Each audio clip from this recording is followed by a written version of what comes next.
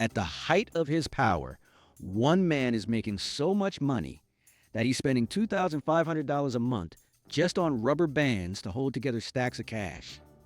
His organization is moving roughly 15 tons of cocaine into the United States every single day. He's richer than entire countries, powerful enough to build his own private zoo stocked with animals smuggled in from Africa, and violent enough to be personally linked to the deaths of thousands of people, including a passenger plane he allegedly ordered blown out of the sky.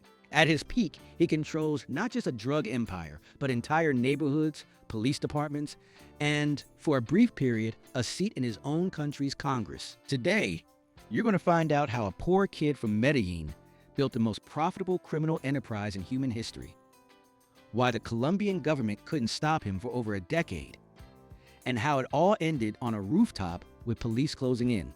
I'm going to tell you the story of Pablo Escobar. Rio Negro, Colombia, 1949. Pablo Emilio Escobar is born into a modest, working-class family. His father, a farmer, his mother, a school teacher. The family later moves to Medellin, a city that, in the coming decades, will become synonymous with his name. As a teenager, Escobar shows early signs of the ambition and ruthlessness that will define his later life. He starts small, according to various accounts, reselling stolen headstones, sanding down the names of the deceased to resell them to families who couldn't afford new ones, running low-level street scams, stealing cars, and in some accounts, working briefly as a bodyguard for local criminal contacts. By his early 20s, he's graduated into more serious criminal territory, kidnapping for ransom and smuggling contraband cigarettes and electronics across the Panama border, building a reputation among Medellin's underworld as someone reliable, patient, and, when necessary, willing to use extreme violence to protect a deal.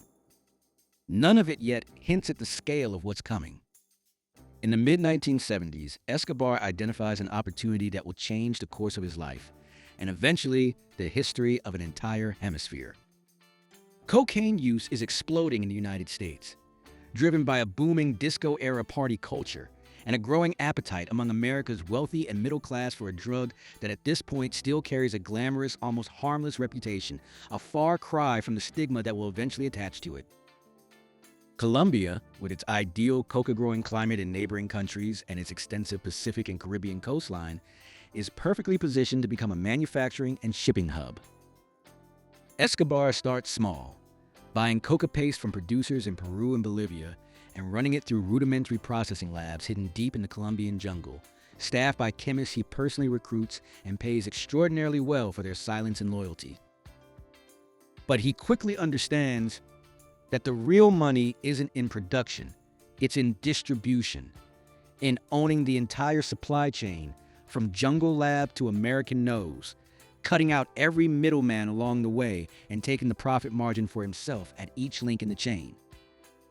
By the late 1970s, Escobar has formed alliances with other traffickers, most significantly the Ochoa brothers, forming the core of what will become known globally as the Medellin Cartel. Together, they don't just deal drugs, they build an entire logistics empire, arguably one of the most sophisticated private transportation and distribution networks ever assembled outside of a legitimate government or corporation.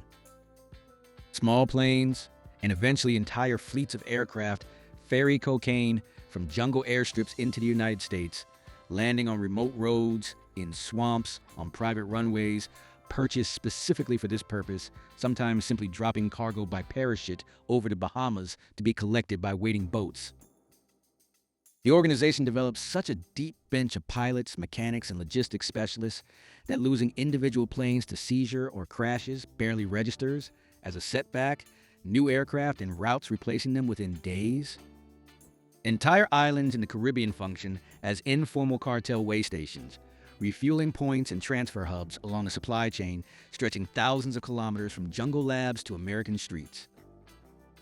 At the operation's peak, the cartel is estimated to be smuggling somewhere around 15 tons of cocaine into the U.S. every single day, using boats, submarines built specifically for drug smuggling, commercial cargo shipments packed alongside legitimate goods, and even, according to some accounts, hollowed-out surfboards and children's toys packed with product. At various points, the organization reportedly loses entire shipments worth tens of millions of dollars to seizures or accidents without it making any meaningful dent in overall operations. A sign of just how enormous the underlying revenue stream really was. The money that floods back into Escobar's hands is almost incomprehensible in scale.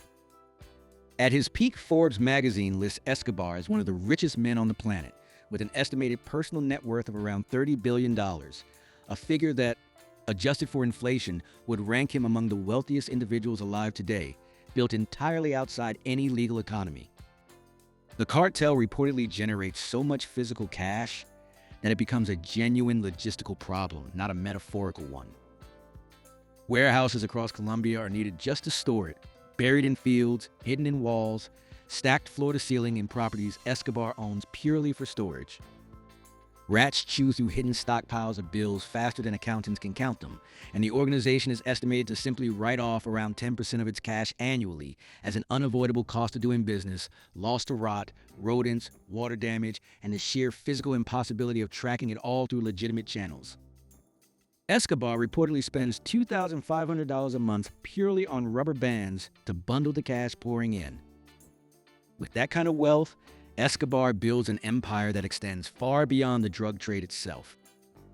He constructs a sprawling estate called Hacienda Napoles, spanning nearly 3,000 hectares, complete with a private zoo stocked with elephants, giraffes, zebras, and hippopotamuses illegally imported from Africa, a dinosaur-themed sculpture garden, a bull ring, a car collection, and his own small airstrip for moving products, and guests in and out undetected. In Medellin, he funds the construction of housing developments for hundreds of families in the city's poorest neighborhoods, along with soccer fields, churches, and schools. Positioning himself as a benefactor, a modern-day Robin Hood to communities the Colombian state has largely neglected for generations. This isn't purely altruism. It's strategy. Escobar cultivates deep, genuine loyalty among Medellin's poor, a loyalty that will later prove critical in helping him evade capture for over a decade, since entire neighborhoods are willing to shelter him, warn him of approaching police, and refuse to cooperate with authorities hunting him, even as his war with the state fills their own streets with violence. Escobar's ambitions extend into formal politics as well. In 1982, campaigning on a populist platform that leaned heavily on the goodwill he built through his housing and infrastructure projects in Medellin's poorest neighborhoods, he's elected as an alternate member of Colombia's Congress, a position that grants him legal immunity from prosecution, and, for a brief window, a veneer of political legitimacy he'd never had before. He attends sessions in a suit, shakes hands with the country's political establishment, and for a moment seems to be successfully laundering his public image alongside his money. It doesn't last. Colombia's Minister of Justice, Rodrigo Lara, a young reformist determined to confront the growing power of the drug trade within Colombian politics, publicly exposes Escobar's criminal ties in a series of congressional speeches, presenting evidence of his early arrests and cartel connections, forcing him out of Congress entirely and shattering the legitimacy he'd worked to build. It's a pivotal moment, arguably the moment that turns Escobar from a criminal the state merely tolerated into one it was now actively publicly opposing. Rather than accepting political defeat quietly, Escobar responds the way he'll respond to every subsequent threat to his power for the rest of his life, with extreme, calculated violence.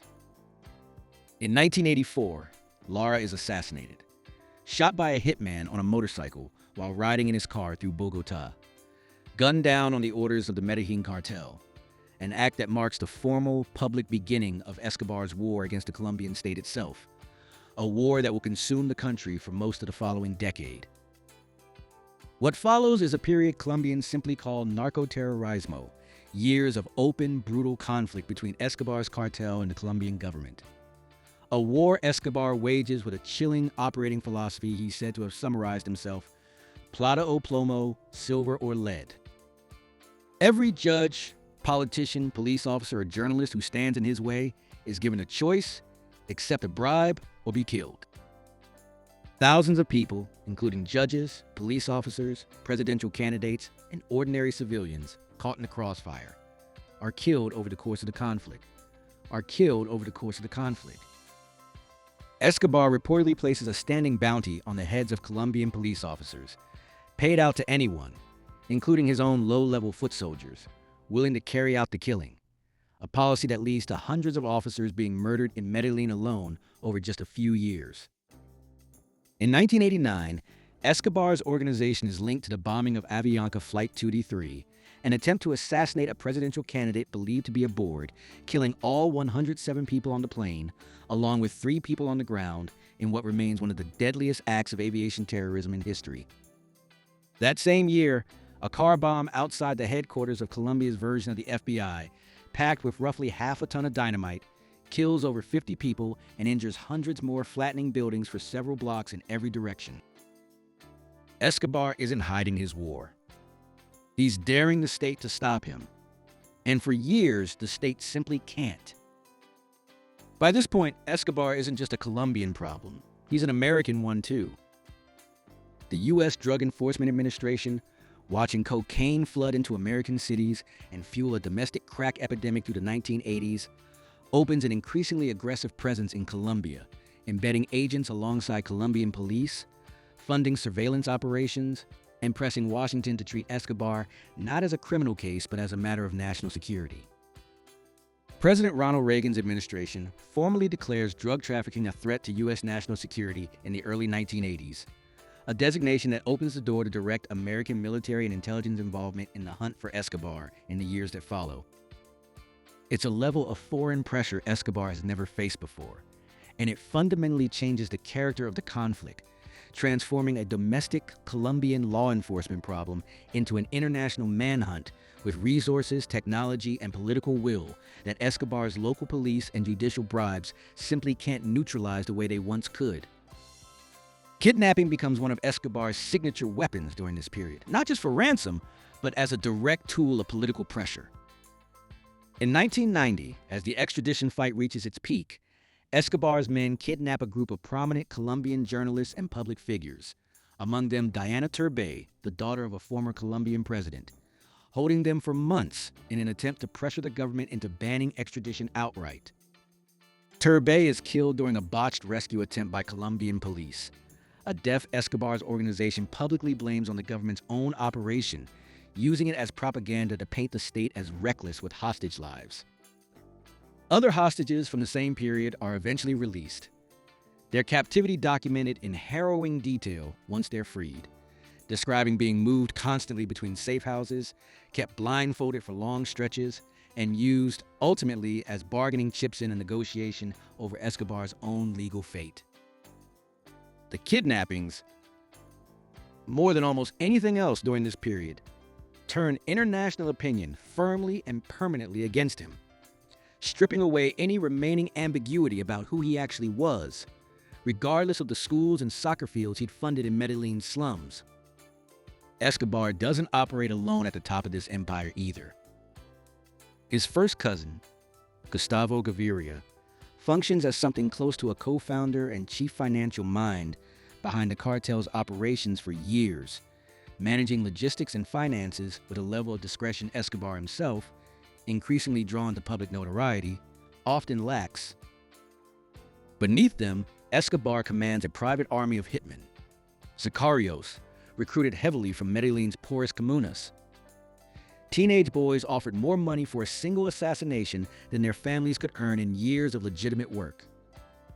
One of the most notorious, a man who went by the nickname Popeye, later claims responsibility on Escobar's orders for hundreds of killings over the course of the war, and becomes, decades later, an unlikely and controversial media figure himself, giving interviews and running YouTube channels describing life inside the organization, a strange, uncomfortable afterlife for a man who once helped run one of the most violent criminal machines in modern history. The Colombian government, increasingly desperate and increasingly under pressure from the United States, which has by now designated Escobar one of the most wanted criminals on earth and begun offering its own intelligence and military support to Colombian efforts, begins pursuing a strategy of extradition, threatening to send captured traffickers to face trial in the U.S., a prospect Escobar reportedly fears more than almost anything else, having been quoted as saying, He'd rather have a grave in Colombia than a prison cell in the United States. Extradition becomes the single issue. Escobar is willing to wage total war over more than any drug seizure or arrest of his subordinates. In an extraordinary turn, facing relentless pressure and violence that Colombia's government and civil society can no longer absorb, the Colombian government negotiates directly with Escobar in 1991. In exchange for a promise to end the campaign of terror and a constitutional ban on extraditing Colombian citizens, a provision widely believed to have been included specifically to satisfy Escobar's demands. Escobar agrees to surrender on the condition that he serves his sentence in a prison of his own design and specification. The result is La Catedral, a facility built to Escobar's own instructions. On land, he essentially selects himself on a hillside overlooking Medellin, close enough that he can still see his home city from the windows. On paper, it's a maximum security prison. In reality, it's a luxury compound, complete with a soccer field, a bar, a jacuzzi, a waterfall, and panoramic mountain views. Staffed by guards Escobar personally approves and, in some cases, personally pays. Government inspectors who are technically supposed to oversee the facility are turned away or bribed. And for over a year, Colombia effectively allows one of the most wanted criminals in the world to run his own prison as a private estate. He continues running his cocaine empire from inside its walls, entertaining guests, hosting parties with visiting entertainers, ordering the torture and murder of rivals, and even his own subordinates suspected of disloyalty, some of whom are lured to La Catedral under false pretenses and killed inside the compound itself, their bodies buried on the grounds. Word of what's actually happening inside eventually reaches Colombian authorities and the press, including reports that Escobar had lured two of his own former partners there and had them tortured and killed after suspecting them of skimming cartel profits. Facing mounting embarrassment both domestically and internationally, the government finally moves to transfer Escobar to a conventional facility.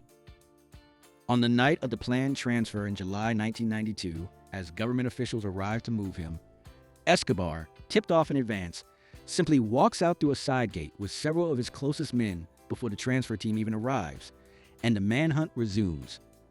This time with the full backing of a specialized Colombian task force known as the Search Block, working in close, controversial cooperation with U.S. intelligence and military advisors, including U.S. Delta Force personnel providing surveillance and technical support that had not been available during the earlier phases of the hunt.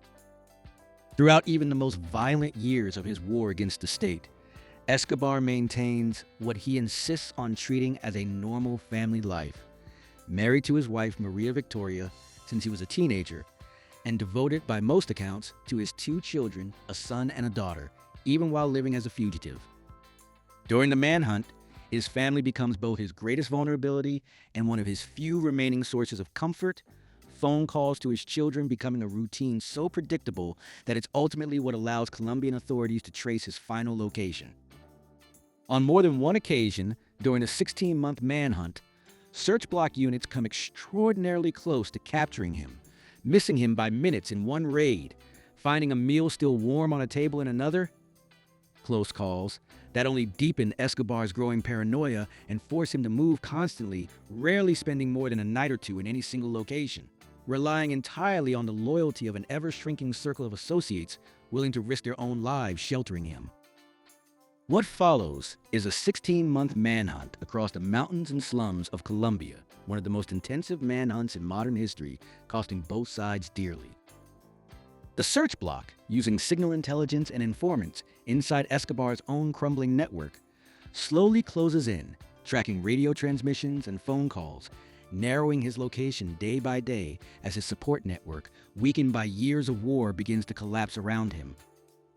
Compounding the pressure, a shadowy paramilitary group calling themselves Los Pepes, an acronym roughly translating to People Persecuted by Pablo Escobar, emerges during this period, formed by a mix of rival traffickers, former associates Escobar had betrayed, and, according to later investigations, individuals with ties to Colombian security forces. Los Pepes wages its own brutal extrajudicial campaign against Escobar's remaining friends, family members, and business associates, killing dozens of people connected to him and destroying his properties. A level of pressure that systematically strips away nearly everyone Escobar could once rely on for protection or shelter. December 2nd, 1993, one day after Escobar's 44th birthday, Colombian authorities, using radio direction-finding technology brought in with U.S. assistance, intercept a phone call between Escobar and his son, tracing the signal to a modest, unremarkable two-story house in a middle-class neighborhood of Medellin called Los Olivos, just blocks from the poor barrio where he'd grown up decades earlier. It's one of the longest calls he's made in weeks, long enough for the triangulation team to pin down not just the neighborhood but the specific block. Search block officers surround the property within minutes. Inside, Escobar, now heavier and more disheveled than the sharply dressed congressman of a decade earlier, is on the phone with his son when he hears the commotion outside. He and one bodyguard, his last remaining companion, after months of being hunted, grab weapons and attempt to flee across the rooftops of adjoining houses, the same kind of red-tiled roofs that have sheltered ordinary Medellin families for generations. In the chaos that follows, both men are shot and killed by pursuing officers. Escobar reportedly hit multiple times, including a final shot to the head that some search block members and Escobar's own family have disputed the exact circumstances of for years since, some suggesting it was fired at close range after he had already been wounded and immobilized on the rooftop tiles. Escobar dies within sight of the city. He once ruled like a private kingdom, the empire he spent nearly 2 decades building, finally, violently, at an end. Photographs of Colombian and American agents posing over his body circulate around the world within hours, becoming one of the defining images of the entire drug war era. An image that, for many Colombians exhausted by a decade of car bombs and assassinations, represents genuine, hard-won relief rather than triumphalism. News of his death spreads through Medellin within the hour. In the wealthy neighborhoods and government offices that had lived under the shadow of his violence for a decade, there's celebration, spontaneous parties breaking out in the streets. In the poor comunas he'd funded and courted for years, the reaction is far more complicated. Grief mixing uneasily with relief. Thousands reportedly turning out for his funeral procession days later, a chaotic scene where mourners struggle to even get near the casket as it's carried through crowded streets. A final, strange testament to just how divided his legacy already was in the very hour of his death. The aftermath of Escobar's death doesn't bring the peace many Colombians hoped for.